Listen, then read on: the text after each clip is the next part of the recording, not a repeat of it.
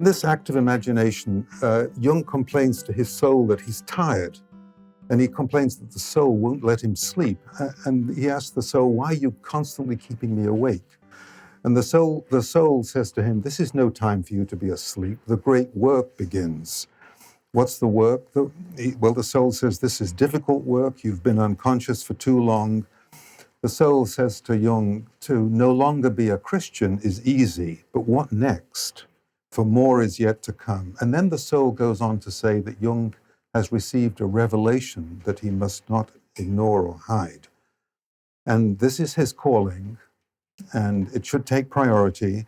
And his calling is the new religion and its proclamation.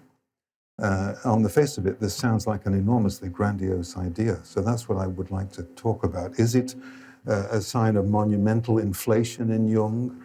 So the soul says that his calling is the proclamation of the new religion. And so when one first reads this, of course, one thinks this is an enormous inflation. And could this possibly be true? And Jung is also very startled by this. And he says, I have no idea how to do this. But the soul says you can do it. No one knows it as well as you know it. No one could say it as well as you can. You've got the requisite knowledge. You should publish it. And the conversation goes on, and the problem becomes how to embody this knowledge in everyday life. And the soul says, this is not a rational process. The way is symbolic. And of course, what follows is very well known to us. The symbolic manifestations of the soul become the main focus of his psychology.